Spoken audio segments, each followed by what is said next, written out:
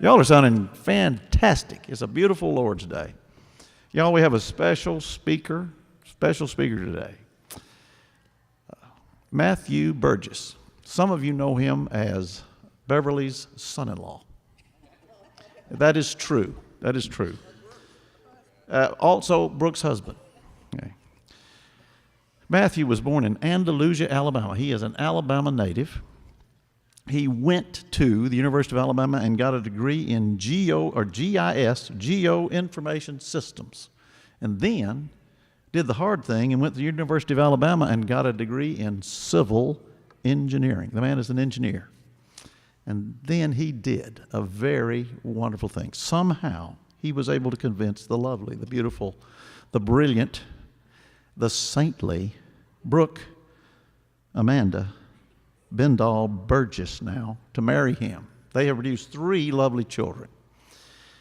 Sawyer, 10, Bendall, interesting name, 7, and Sloan, 3. The man now works for Graver Engineering. They are a consultant engineering group. Come on down, Matthew. And he has been quoted as saying, if you think designing bridges and roads is hard, try being the father of 3 children. Please help me welcome. Let's say that again. Please help me welcome Matthew Burgess. One thing before we start, Mary, my talented wife Mary, went skydiving yesterday. I'm still in therapy over that, but she was successful. Let's hear it for Matthew. All right, can y'all hear me?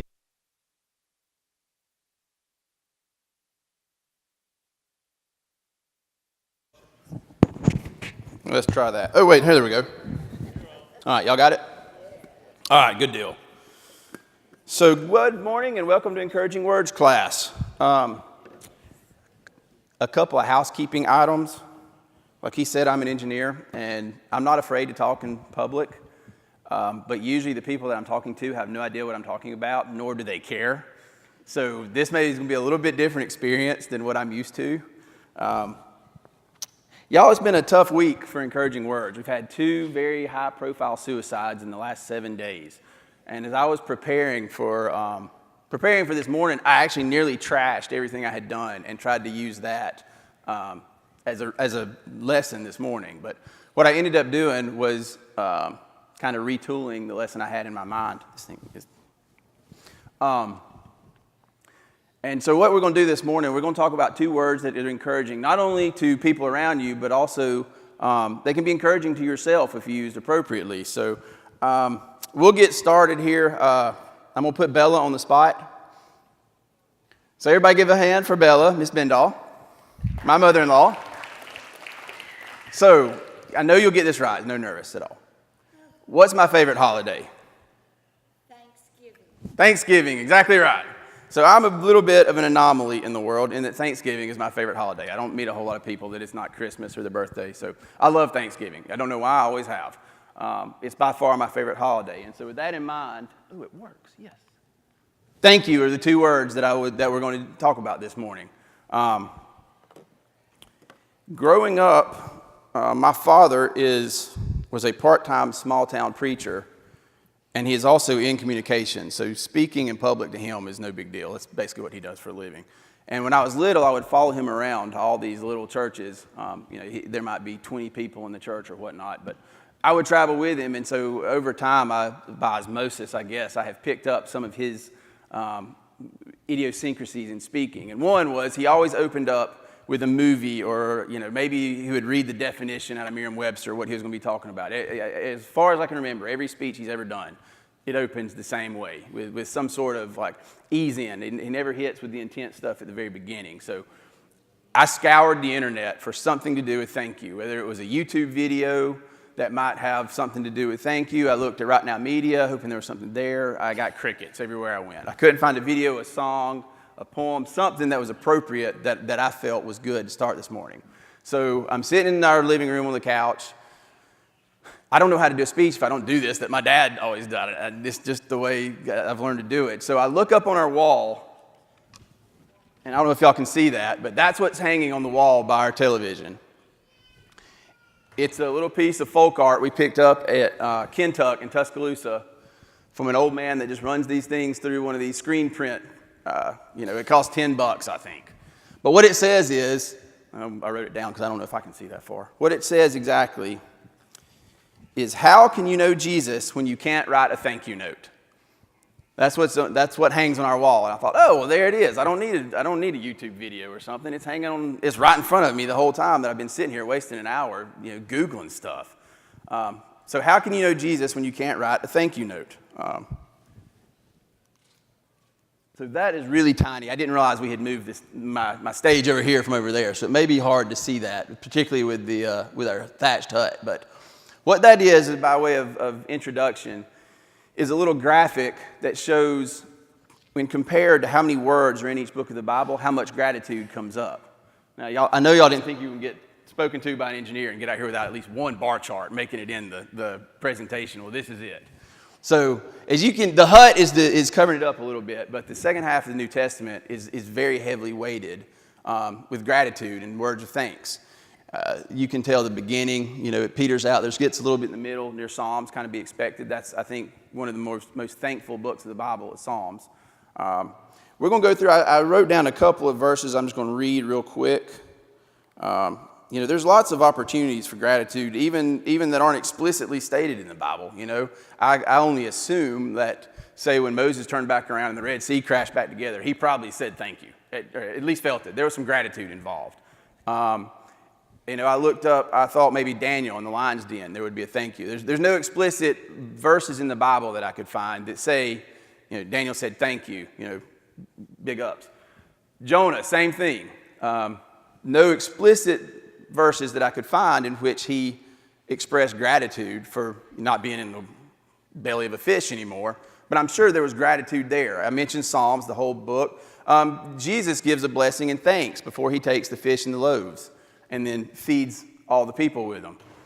So there's lots of data points, even though there's not a specific scripture I can point to that talks about thank you. But there are plenty that do. Y'all tell me if this doesn't work. I'm so far away from the little sensor over there. I want to make sure it's working properly. So let's start with this one, 1 Thessalonians 5:18. Rejoice always, pray continually, give thanks in all circumstances, for this is God's will for you in Christ Jesus. All right, so each one of these verses, we'll paraphrase it. All right, my paraphrase of that one, well, actually, let's turn it around. Wes, you wanted to be involved. What's your paraphrase of that one? Sorry to put you on the spot. Exactly what I wrote down. My paraphrase was be thankful all the time. Spoiler alert, we're going to see a little bit of a theme developing here. The next one I've got, 1 Colossians 3:15 through 17. Let the peace of Christ rule in your hearts, since as members of one body you were called to peace, and be thankful. Let the message of Christ dwell among you richly as you teach and admonish one another with all wisdom through psalms, hymns, and songs in the Spirit, singing to God with gratitude in your hearts. And whatever you do, whether in word or deed, do it all in the name of the Lord Jesus, giving thanks to God the Father through him. I won't call anybody else out. Again, my paraphrase of that one is be thankful all the time because gratitude begets a peaceful heart. All right, next one. Let's go to Philippians 1:3. This is a real short one. It says, I thank my God upon every remembrance of you. Now, this is probably my favorite verse that I'm going to point out, and I specifically put it in this presentation. When I was a kid, from 3rd grade through 12th grade, I attended a church camp in South Alabama outside of Geneva. To this day, there's no air conditioning. It's 110 in those little cabins. I mean, it's still packed every summer. One particular summer, you know the way summer camps go. Sometimes you get a little summer camp girlfriend. It lasts for a week. And then you write a couple of letters because I'm older than I look. And so phones, you couldn't text then. So you wrote a little letter in the middle of the summer to your little summer girlfriend. One particular summer, as the summer was drawing down, we're sitting in chapel. Again, it's unair conditioned. It has a sand floor. You can't hear what any of the speakers are saying because all you hear is the scuffing of hundreds of little kids' feet going shh, shh, shh, shh, sand over the concrete floor. But she takes my hand and she writes Philippians 1:3 on the inside of my hand. And to this day, I remember that. I had no idea what Philippians 1:3 said at the time. I had to go look it up, but this was it. I thank my God upon every remembrance of you. So shout out to Becky King in Dothan, Alabama. And my paraphrase is be thankful all the time. You know, we're seeing a theme here. I would have saved that one for last, but for the order of the presentation, I need this next one. So this one is always giving thanks to God for everything in the name of our Lord Jesus Christ, from Ephesians 5:19 and 20. Again, be thankful all the time. Now, I'm going to go back to my bar chart. And it's going to be difficult for y'all to see again because of the hut. But the verses I just went through have, besides being grateful all the time, they have a little bit of a theme developing inside of them as far as who wrote them and when they were written. I'll highlight where they fall, for those of you that can see that, in the order of the New Testament. Now, does anybody know what's unique about those books of the Bible and where they fall, both in relation to the sequence of the Bible and to the prevalence of gratitude? That's one. This is a pretty particular thing I'm looking for. Any takers? Oh, yeah, that would be helpful. So it's Ephesians, Colossians, Philippians, and Philemon. Those are the four I have circled up there. They have a common thread that runs through them. That's it. They were all written in prison. Very good. You win the prize. I don't have a prize, but if I did, you'd win it. All these books that have a prevalence of gratitude in them were written by Paul when he was in a Roman prison. And so I think that reinforces that thought of gratitude begets a peaceful heart. Look how thankful he was, and I've never been in prison, but I can only imagine a Roman prison probably is not a great place to spend the evening. I don't think that's where I want to find myself. So, the takeaway, as I see it from those verses that we've been through, and then all the other ones, you can Google gratitude in the Bible, and there'll tons of verses come up, though. I'm going to read this and make sure I get it right, because I did not come up with this on my own, so I want to make sure I get this right. The more we meditate on God's goodness and practice our thanks, no matter what our circumstances, the more gratitude will naturally flow out of our heart that loves Him. So I'll read that again, since I don't have a slide that shows it. The more we meditate on God's goodness and practice our thanks, no matter what our circumstances, the more gratitude will naturally flow out of a heart that loves Him. Now, for me, the key word in that is practice. I think gratitude is something that has to be practiced. But how? And what are the outcomes of it? Well, science tells us that gratitude has a lot of benefits. Again, this is an easily Googleable thing that science teaches us. There are plenty of benefits to being thankful. 7 real quick ones: relationships. Not only the ones that already exist, but perhaps a work relationship. When you show gratitude for what somebody does, chances are that relationship is going to get better when somebody feels appreciated for the effort they're putting into working with you. Physical health is one I think that probably everybody expected. You're happy all the time. You tend to take more care of yourself. Science has shown you exercise more regularly to people that show regular gratitude. Same thing for psychological health. It reduces toxic emotions that may flow and improves the overall mental health long term of a being. There's enhanced empathy and reduced aggression. It improves the pro-social side of a human, and you're more sensitive to situations, and you may give somebody a little empathy, whereas in another time you might not have. Improved sleep is an easy one. There's been lots of studies that show a grateful heart makes you sleep better and longer for people that have been up till 5 this morning. You have greater self-esteem. The big one here, one big one about the self-esteem was it causes you to be content. When you're grateful, you're content. And a content heart tends not to compare yourself to the Joneses. You don't get on your phone and flip and find, the pictures of all the people who have a bigger house, more money, or a nicer car, or a newer car. You don't feel bad about it. You're happy for them. I'm grateful that these people have, that new house or that new car. They just got a boat. And there have been some interesting studies. This one was one that I thought was pretty interesting. that show a grateful heart has actually reduced PTSD in veterans. That people that have seen some horrific stuff, if they're still thankful to be alive, they actually come back in a better mood than those that are not grateful for it. It's just being thankful that you're there, essentially, is what that boils down to. So there's a lot of ways that gratitude helps, but how are we thankful? How do we get there? So we'll spend the rest of our time this morning on a little toolbox. I call it our gratitude toolbox. The first one is kind of an odd one. Say thank you when you want to say something else. So let's say you're late to work. You could come in and say, I'm sorry for being late. Or you could say, thank you for waiting on me. And improve people's day that you just delayed by your own carelessness.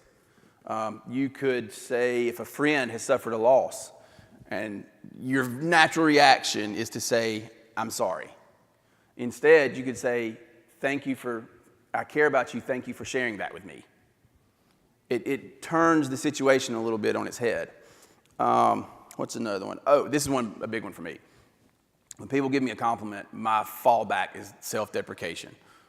Automatically, I'll make fun of myself to diffuse the situation. That's one where actually just a simple thank you, nothing, just thank you. I appreciate that. Falls in. So saying thank you, kind of using that as a substitute word is a good one, I think. The second one is pretty self-explanatory. Say thank you loud and proud. In my line of work, for instance, every letter that goes out our door, every proposal, every project letter, every submittal, the last sentence in the letter says, thank you for letting us work on this important project. Now, it doesn't matter if we're overseeing digging 100 feet of ditch or working on an interchange in Arkansas. Every letter says, thank you for letting me work on this important project. Now, what that does, it waters down that thank you. It's strictly a cut and paste job, is all it is. So, say thank you loud and proud and mean it. So I've taken to, and this one will flip forward in a minute too to another one, but actually say thank you and mean it. Pick up the phone when somebody does something nice. Walk down the hallway. Make an effort to make somebody feel appreciated. You can do that just by saying a heartfelt thank you. Now this is one, the company I work for, the next one is the biggest one I've got on my list, and it's something that I encourage everybody to at least give a shot at trying. Our firm is relatively large in the engineering world, and so we have a lot of resources that smaller firms don't, one of which is 2 wellness coordinators. So we have 2 ladies that their entire job is to keep everybody in the company fit and healthy, and therefore reduce the company's insurance premiums. That's the long term. That's what it's there for. But we all benefit from it. So every month we have a challenge, and you complete the challenge, you get points. The more points you get, might get a T-shirt or a Yeti or something for the amount of points you accumulate. So in April, the challenge was a gratitude journal. What that is, every day you write down something that you're thankful for. I've also seen it called a gratitude jar. You can have a jar on your counter or whatever, and every time you see something you're thankful for, you write it down, you drop it in the jar. At the end of the day, you go back and you look at your list. The idea being you close out your day with a thankful heart. I was kind of a test case for all of us on this since I actually did this for the month of April. And I came to realize some really interesting things. I don't know if y'all are going to be able to see these because of the distance, but I kept up with my gratitude journal on an app I have on my phone called Evernote. It's one of these productivity apps that we use a whole lot so that if I'm ever in a meeting, I can recall my notes from any previous meeting at fingertips. It's really good though for last minute lists.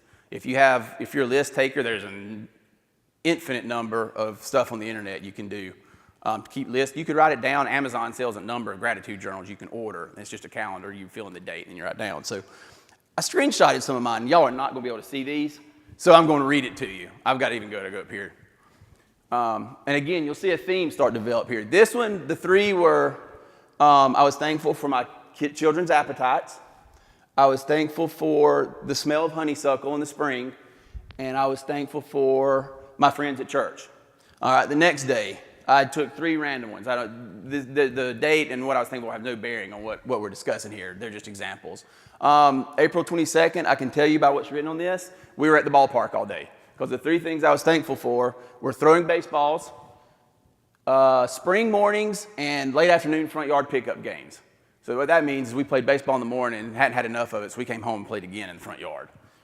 All right, the third one I chose, and again, just random, was my dad taught me how to use a charcoal grill. I was thankful for my dog, and I was thankful for Grape-Eco. That was that day. What that means is I cut the grass and I went down the road to the hardware store and got a Grape-Eco when I was hot. Now, something that I came to realize over the course of that month, never once was I thankful for my house or my car. The big stuff you'd expect to be thankful for. Everything were these crazy little innocuous, things that ordinarily you don't notice, essentially. And that's, I think, where the benefit of the gratitude journal comes in. You start noticing by. I know another one day, it was when the blizzards were going on in Minnesota and Wisconsin. One of mine was that it doesn't snow. I don't live where it snows. I don't have to deal with that. I was thankful that I wasn't sitting in traffic under a bunch of ice and salt. So you come to realize a lot of stuff that you otherwise your day would go on and you would never even realize it was there. And what it does, it kind of flips the perception. You don't get, didn't do it long enough, to vouch for all those benefits I went through, but it does improve your mood. I can say that for sure. Because you notice stuff that ordinarily you wouldn't have, and you're thankful for it, and it makes the big things, the screaming kid, or you're out of diapers, or something goes seriously wrong at work, and you end up spending all weekend there. It lessens the impact of that because you have this backlog of stuff that you're already thankful for. So that I would encourage everybody to give that a shot. Even if it's one thing a day, if you just think about before you go to bed, give that one a shot. And here's the last one, and this one should be self-explanatory: thank you notes. I grew up in a house where my mom always made us write thank you notes. To this day, she still writes thank you notes. Now, in one of those weird little twists of fate, again, y'all aren't going to be able to see this. I found this on our kitchen counter Wednesday night. That is a note, and at the top, in Brooks' handwriting, it says, JSB, arrow, write them a thank you note. This is the other thing I've started doing at work. I write thank you notes all the time. Handwritten thank you notes on my company logo. Again, it's just expressing gratitude for the people that put food on my table. And I think it can go a long way in the people receiving that, because I don't think a whole lot of people write thank you notes anymore. Email, I think, has about killed that. So that's something else I would encourage you to do. When somebody does something nice, just write a quick little, hey, thanks, I appreciate that. Stick a stamp on it, stick it in the mail. Because that goes a long way to brightening somebody else's day. They may be having a bad day till they get their mail, and all of a sudden something that they didn't even remember doing or didn't matter to them really maybe. They didn't even care. But they get a thank you note. I don't know if Sawyer ever wrote that thank you note. Since it's on our counter, Brooke's shaking her head, so probably not. We'll make sure he does that this afternoon. How about that? That can be our homework from this. So in closing, I think we've got just a skosh of time here. I wrote this down, and if I didn't realize we had songbooks. If we want to do this, we can. I'm not going to lead it, and I'm going to have to throw that one back to you. But I wrote down these lyrics that probably everybody's going to recognize in this room. When upon life's billows you are tempest tossed, when you are discouraged, thinking all is lost, count your many blessings, count them one by one, and it will surprise you what the Lord has done. This dude basically stole my presentation, but he did it in 1856. So this has been around for a while, okay? That's all I've got, y'all. Thank you for letting me speak and for attending. I appreciate it.